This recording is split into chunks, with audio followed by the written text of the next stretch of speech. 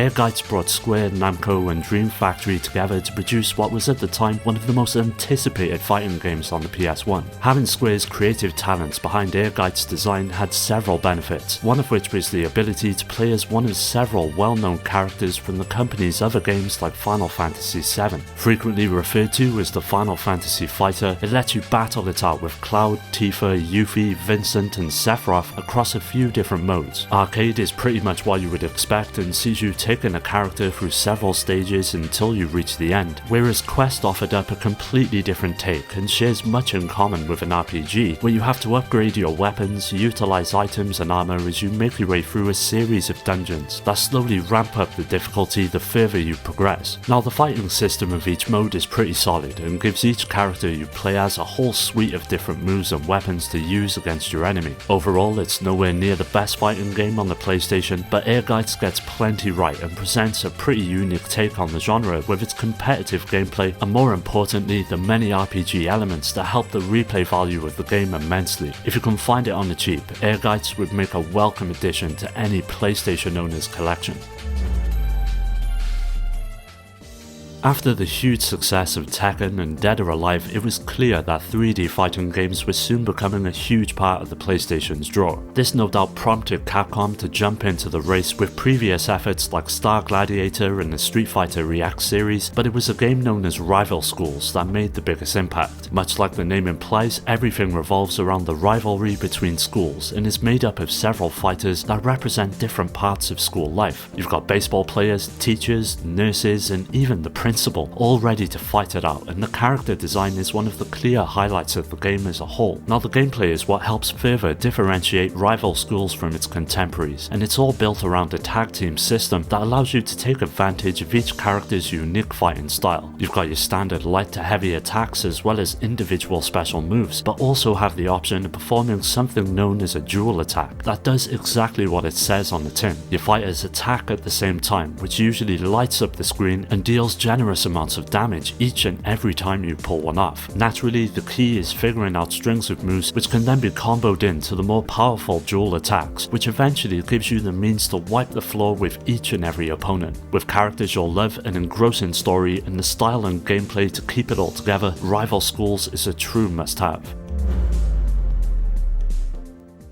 Evil Zone has to be one of the most simplest fighting games you can find on the PlayStation, and this is mainly because the entire game is pared down to just two buttons, attack and block. It may sound pretty bare bones, but there's a surprising amount of depth to the system, as in combination with certain directions and pushing speeds, you can execute different attacks. Although you only have one attack button, there are easily at least 20 different moves for each character. As with most fighting games, it's not only basic attacks that make up your abilities, but also several special moves that help level the playing field. When you hold down the attack button, your character will stand in place and charge their energy, which upon filling their life gauge will give them a crystal, which is then used to execute their special attack. These provide a real sense of style to each fight, with them all playing out in a cinematic fashion and allowing you to lock in some serious amounts of damage when executed properly. Admittedly, playing this game on your own can become quite easy due to the AI not really being up to the challenge, and this is where multiplayer is possibly the best way to experience it. Facing down an actual human opponent adds so much to the gameplay, and it's where Evil Zone truly comes into its own. Whether you're a veteran of fighting games or are simply looking to play something that's easy to jump into and pick up, Evil Zone is a great option. Dominated Mind was released exclusively in Japan and is by far one of the best entries in the entire Fatal Fury series. Set directly after the events of the first real bout, the story revolves around an attempted takeover of the city's underworld after a power vacuum was left with the previous boss's death. You take on the fight as one of 22 characters, and as with most fighting games, you make your way through a series of ever increasingly difficult matches until you reach the final boss. But what differs with this game when compared to the earlier titles in the series is the way in which the gameplay was mixed up. The first big aspect, and really the main thing, is the removal of the two-plane system found on all Fatal Fury games before it, and to some it may sound like a bit of a loss, but personally I found the change more than welcome, and it really helps speed up the rate of each encounter. Two big changes as well were the inclusion of new mechanics, one being final impacts, which let you cancel certain special moves into super moves, and advanced guard, allowing you to parry and get in close with an advantage, with several extras like a survival mode and a character information database that's chock full of artwork and background info for each character, there is plenty to enjoy when it comes to Dominated Mind. So if you're on the lookout for your next 2D fighter on the PS1, this game is definitely something you should consider. Bloody Roar is perhaps one of the most underappreciated fighting game series of all time, and due to a somewhat terrible 4th entry, the success of the early games often get overlooked. The best of the bunch has to be Bloody Roar 2, that on the surface looked like any other 3D fighter of its time, but it was the unique animal morphing abilities of each character that helped give it an edge. Naturally, the game is comprised of several different modes, with the main attraction being the story that sees you taking one of the several characters through some surprisingly deep situations as each fight unfolds. There's 11 in total, which each have their own moves and transformations, and the controls are tight and responsive, which was a huge improvement over the somewhat loose movement of the first game. Because of this, it's much easier to pull off combos, and more importantly, stringing them together with your super moves to devastating effect. Complementing this aspect of the game was the new Beast Drive mechanic that allowed you to tack on a few more hits before, during, or after a normal combo, with the only downside being that if you get hit or happen to miss during this brief window, you're instantly transformed back to your original form, making it something to only pull off with absolute certainty. Overall, when it comes down to it, Bloody Roar 2 is one hell of a good fighting game, and thanks to its unique mechanics, it's managed to stand the test of time and is still as good as it was back then.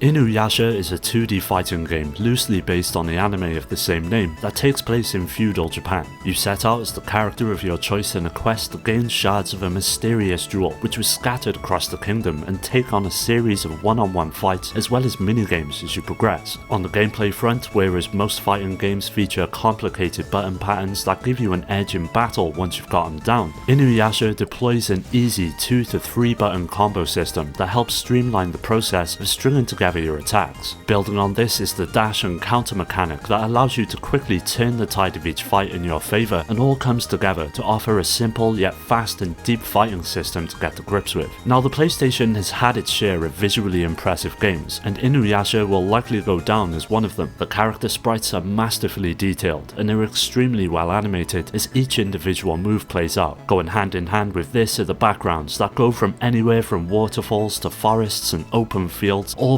brimming with vibrant colours and animation that brings a real sense of life to each and every location you visit. There's no denying there are better fighters out there, however, Inuyasha brings plenty of its own ideas to the table and ultimately ends up as one of the most enjoyable you'll find on the PlayStation. Bushido Blade is without a doubt one of the most unique fighting games ever conceived. It's entirely weapon based and revolves around the concept of realism, with it quite often only taking one hit to take down your opponent. First off, there's not many characters to choose to fight as, but that is completely offset by the huge selection of weapons that you can wield. From katanas to long swords, sledgehammers and even guns, there's plenty of variety when it comes to choosing how to approach each fight. Each type comes with its own pros and cons, with some not offering that much reach or several being more effective when up close. It works out becoming a delicate balance, and finding what works for you best is essential to making your way through the game. Now, the one-hit kills will likely annoy the crap out of you when you first play, but later you'll realise that this is the genius of the game. There is no life bar, no power bar, no time limit, just you and your skill. The best thing about this is that it leaves players wide open who meaninglessly swing their weapon about and rewards those who take their time and wait for the right time to strike. Further complementing the setup is the inclusion of 2 different stances that allow you to perform different attacks and combos. The careful use of each usually means the difference between victory and defeat, so getting to grips with the intricacies of each character's abilities is essential. If you're looking for a severely challenging but rewarding fighter on the PS1, then this is it. A prime example of the 32-bit era, Battle Arena Toshinden played a significant role in the PlayStation's introduction. It was a great fighting game, but was unfortunately bogged down with its repetitive nature and somewhat tiresome gameplay that many thought would be rectified in the sequel. Toshinden 2 eventually hit, but again would still not be able to shake the issues of the first game, and instead presented what seemed to be a mere graphical upgrade. It wasn't until the 3rd title that the series truly hit home, with a ton of new characters and improved gameplay mechanics. mechanics. The biggest change was the combo system that received a complete overhaul and resulted in the game feeling far more satisfying when compared to the earlier entries. Each fighter has their own standard attacks and unique special moves, as well as weapons that give each of them their own playstyle they can call their own. From massive swords to daggers and axes, there's plenty of variety. On top of this, you can also call upon your super move, or overdrive as it's known in the game, that will absolutely rock your opponent with multiple hits and a dazzling display. Another area where Toshiden 3 succeeds is replay value, as when you first start off, you've only got 14 characters to contend with, but can eventually unlock 32 after playing through the arcade, which adds a huge incentive to play through the game multiple times and experience everything it has to offer. Overall, if you've never played the series before, Toshiden 3 is the best jumping on point.